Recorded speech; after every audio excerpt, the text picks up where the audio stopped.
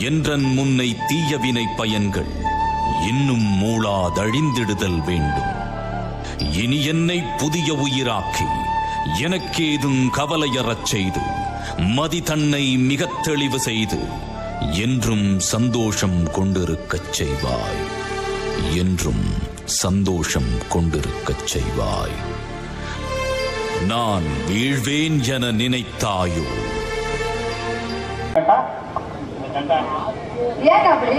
அது என்னமோ தெரியல தாயி. அது என்னமோ தெரியல. என்னைக்கு உன்னை பார்த்து என்னை ஆத்திரி தீர்வு போனாங்களோ அதுல இருந்து எனக்கு பயன்தான் உன்னை பார்த்தாலே. சரிங்க, நீங்க வெள்ளிக்கிழமை போகணும். வெள்ளிக்கிழமை தான் போவீங்களா? வெள்ளிக்கிழமை தான் போவீங்களா? வெள்ளிக்கிழமை மட்டும்தான் போகணும். ஏன் வேற நாள்ல போக முடியாதா? வேற நாள்ல போனா நல்லா இருக்காதுங்க. நான் எல்லாத்துக்கும் நல்லா இருக்கும். நீங்க அதான் சொல்ற, வேற நாள் போனா நல்லா இருக்கும். அப்ப காவலுக்கு போக சொல்லிருக்காரு. காவலுக்கு போய் கண்ணு கருத்துமா பார்க்க சொல்லிருக்காரு. காவலுக்கு நான் போறேன், நீங்க எல்லாம் வரீங்களா? நாங்க வராம நீங்க போக முடியாதுங்கோ. ஏங்க நாங்க உங்களை பார்த்து காத்துக்கிட்டு இருக்கிறோம். உண்மைதான். என்னை கூட்டிட்டு போய் எங்களை கூட்டிட்டு போறது நீங்க தான் கூட்டிட்டு போனோம். முன்னைய கூட்டிட்டு போறது நான் தான். இவங்களை எல்லாம் விட்டுரு, முன்னைய கூட்டிட்டு போறது நானா தான் இருக்கோம். சரிங்க, போலாமா? போலாமே. ராத்திரி நேரத்து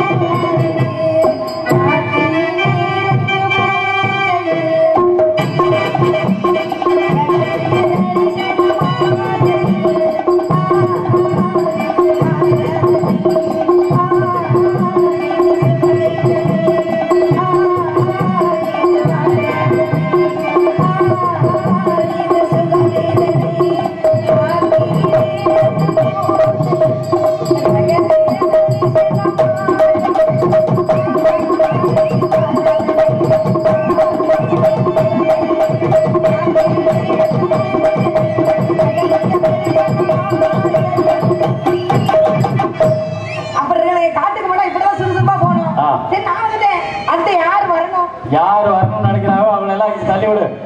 சின்ன பொண்ணு வரணும். சின்ன பொண்ணு கூப்பிடுவாங்க. உன்னை விட ஒரு சின்ன பொண்ணு இருக்காங்க. ஏங்க?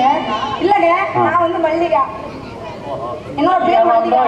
அவளோட பேர் சின்ன பொண்ணு. நாங்கள சிறுகி சின்ன பொண்ணு. பொண்ணுன்னு தான் கூப்பிடுவோம். அவ வரணும்ல.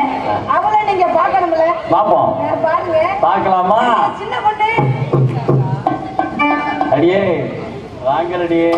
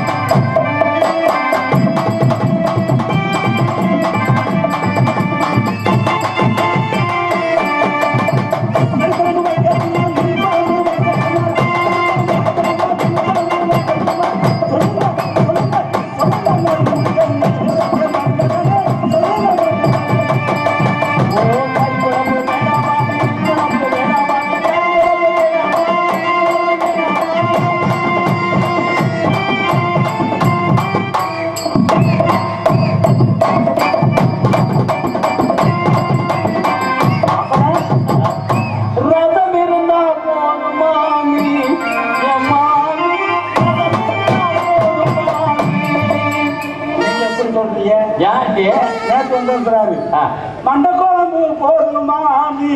நல்ல வேலை. மீன் மண்டக்குழம்பு போதுமாமி. மண்டக்குழம்பு தானே கேட்டாரு. அப்படி சொல்றாரு. நல்ல வேலை. நல்ல வேலைக்கு பெரிய வேற எங்கேயோ போய் போடுவாங்க. நான் கேட்டிருப்பேன். சின்ன வீடு கட்டட்டுமா பெரிய வீடு கட்டட்டுமா?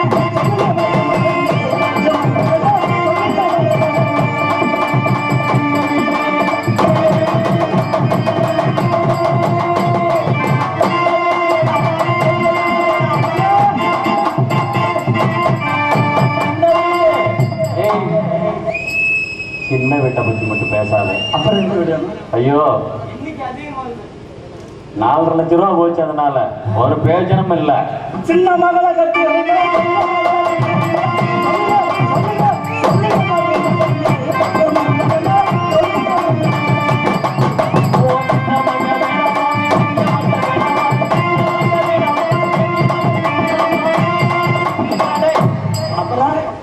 ஒரு சின்ன மகனுக்கு 5 வயசு, பெரிய மகனுக்கு 7 வயசு.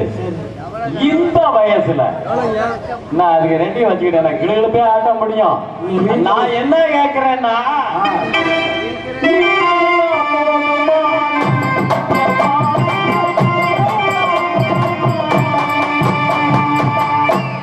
உனக்கு 90 வயசு கிளவிதான் சரியா வரும். எனக்கா? ஆமா. எதுக்கு நீ 90 வயசு கிளவி? கடைசி வரைக்கும் சவுக்கமா கொடுத்துட்டு அடிக்கணும். ஆனா ஒண்ணுங்க, ஆனா சவுக்கம் தேவை தெரியுமா? என் மனசே சரியில்லை. ஏண்டி? நேத்து ஒருத்தர் வந்தான். நேத்துமா? அவனுக்கு இத்த மொக்க கண்ணும் கரையது. என்னடி? பாய் வரப்பான் பட்டு கிடத்தான் வந்து இடம் தெரியாம தொப்புல விட்டு ஆட்டிட்டு போயிட்டேன். தொப்பு இல்லையா? அது என்ன மனுஷன் பெருசா இருக்கு. அவனை ரயில்ல போட்டு இழுக்கணும் இருக்கு. ஆம்பளையிலே ரொம்ப மோசம். ஏன்? இன்னைக்கு என்ன காதலிக்குன்னு சொல்லுவாங்க, நாளைக்கு இன்னொரு ஒன்னா காதலிக்கிறேன்ட்டு போயிடுவாங்க. ஆனா இந்த பொம்பளை அப்படி கிடையாது. எப்படி? மனசார ஒருத்தர் நினைச்சிருக்கா. ஆனா இதுல வாங்க சரப்பத்தை குடிக்கும். பெருசு என்னமோ பொண்டாட்டியை வாங்குற மாதிரி குடும்பம் முக்கிய வாங்கும். வயசுல எத்தனை சோத்த முட்டையை போட்டு உடம்பையும் இந்த நாடகம் எப்ப ஆரம்பிச்சோ அப்ப வந்து துண்டை வச்சுட்டு உட்காராரு. இன்னும் வரைக்கும் சானே பார்ட்னருக்கு ஒரு ஆளை கூட்டியாந்து உட்கார வச்சிருக்க. அது எத்தனை குட்டி வச்சவரை தாண்டிச்சவரை. இன்னைக்கு 2 வண்டிக்கு செல்ஃப் எடுக்க மாட்டாம கிடக்குது. 2 வண்டிக்கு செல்ஃப் எடுக்கலையா? செல்ஃப் எடுக்காம இருக்கு. முன்டயர் விளக்காலும் பட்டன் டயர் மட்டும் அடிப்போம் இருக்கு. ஆமா, ஆடிய நம்பலாம், ஆம்பளை நம்பலாம். ஆம்பளை மட்டும் நம்பக்கூடாது. 3 பேரை காது வச்சு 3 பேரை கல்யாணம் பண்ணி 3 பேருக்கு இல்லாம போச்சு. என்ன இல்லாம போச்சு? பிள்ளை இல்லாம போச்சு. பிள்ளை இல்லையா? விவசாயியே காதலிச்சேன். அந்த ஆளுக்கு 500 ஏக்கர் நஞ்சு, 500 ஏக்கர் புஞ்சை.